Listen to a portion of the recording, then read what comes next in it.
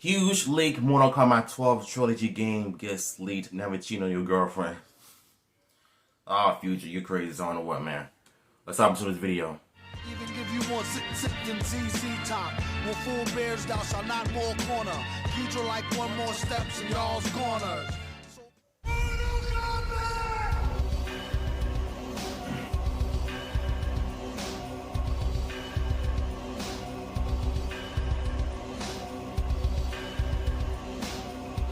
Combatants, so another MK12 leak, and this time around it's funny the way it's being leaked. So do like, subscribe, and listen more content, hit the bell notification to let you know on the new video. Shout out to Sean for sending me this as well. And like I said, this is very bizarre because yes, here you go. So the girl who's leaked this is doing this because her boyfriend cheated on her. I will not show the first post. She may not, she sounds like she's not a fan, but she knows so much, and I'm not going to reveal all that. But yes, she says, I've seen some stuff, some customization stuff, select screen, arena select, etc, etc. When what he's told me is what I've overheard. He included the game with the caps off most recent trilogy by having most of all of its characters and arenas playable from those 3 titles. There are 50 playable characters on the base roster, but it wasn't as much work as you think it would be, much on the later. Supposedly there will be 3 DLC packs with 10 characters spread out among them. 4 of those characters will be guests. The first pack is decided as Reiko, Lee May, John Wick and Doomslayer. There are 20 arenas in the game. 1 is the brand new and the rest are taken from previous trilogy, and in case of arenas from Mortal Kombat 2011 and MKX, they have been touched up for the engine. The game is some version of MK12, was originally going to be way off, but COVID caused their plans of NetherRealm Studios to shift and release. Schedule got bumped around. Kombat Pack 3 for MK11 was shelved, MK12 got brought forward, and their new IP was delayed so more work could be put into it, perfecting it. That sounds kind of true. So the game's story revolves around Liu Kang having restored time, and messing with it creates a paradox that can destroy the universe. The paradox has messed up a lot of stuff, merging realms that weren't merged before. Combatants, allegiances that have changed. Some combatants who were supposed to be dead are still alive. An early idea for the game was originally to feature select characters from other Mortal Kombat media, like characters from Short Live Conquest TV show, the chapters set in the past, or Cole Young from the new movie in the present. The ideas were abandoned when the primary focus becomes solely on celebrating this most recent trilogy of games. Characters that will have an allegiance switch due to the paradox include Smoke, who's now evil, Reptile, who's now good, Frost, who is now good, Kung Jin, who is now evil, and a few others. That's kind of cool. So every boss and sub-boss from Trilogy who's playable. That includes Kintaro and Kronika, who were both previously unplayable. The roster ignores double of gimmick characters such as Cyber Sub-Zero and Triborg, as well as previous guests due to licensing agreement expirations. Characters from MK11 will only retain certain costumes and gear pieces, and every character will have a limited select due to the time limited.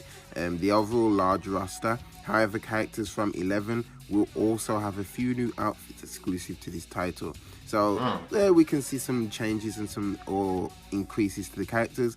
To elaborate further on limited skins and compared to the previous title, every character starts out with 21 skins.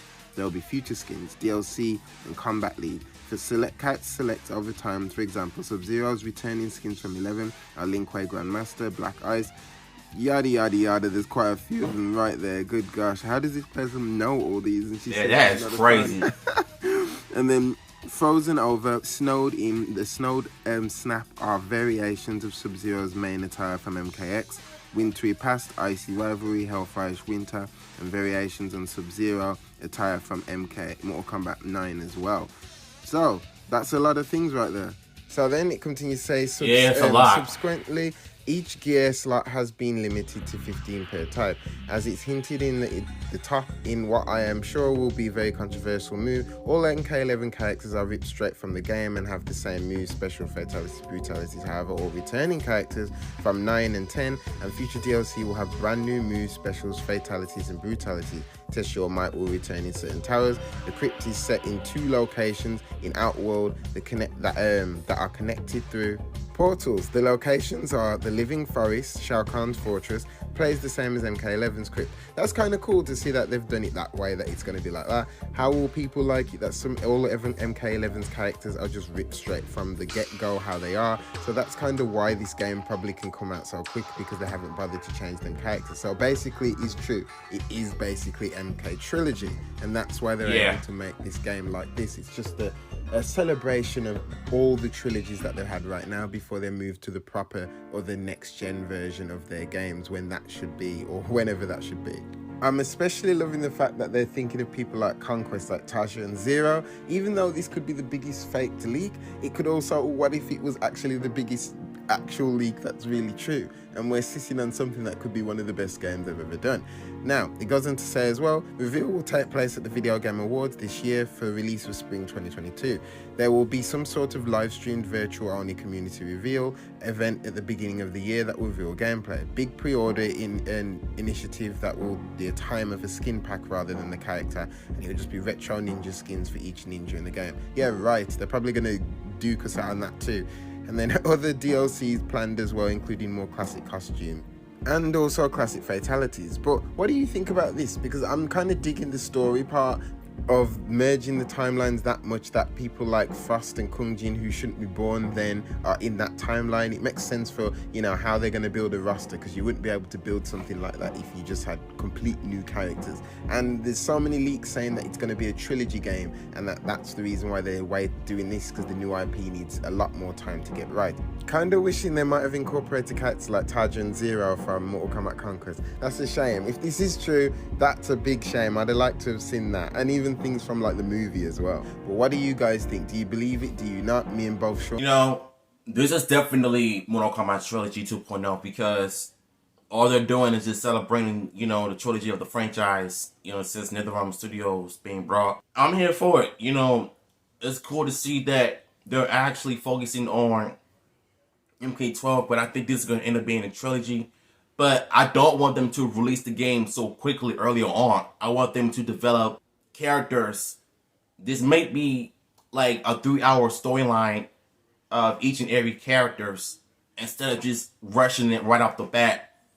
So there are a few characters that really got me interested in, and that is the John Wick character. Shout out to Keanu Reeves. So the fact that he's possibly going in the game as well is not only groundbreaking, but it's also exciting to see a character from Hollywood, you know, that's going to be in Mortal Kombat. I mean, he fits the category in Mortal Kombat because of his fighting style and using the guns all the time.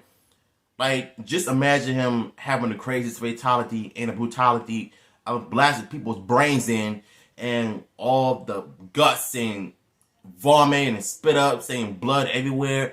You know, just blasted people's head off and everything. Like, that would have been one of his craziest fatalities in the game. So the fact that John Wick is going to be in, you know, possibly in MK12, I'm alright with it. But if they want to bring him as a DLC, you might as well just do a storyline with him as well. So, y'all enjoyed this video, let me know in the comments down below, and I'll see you in my next content.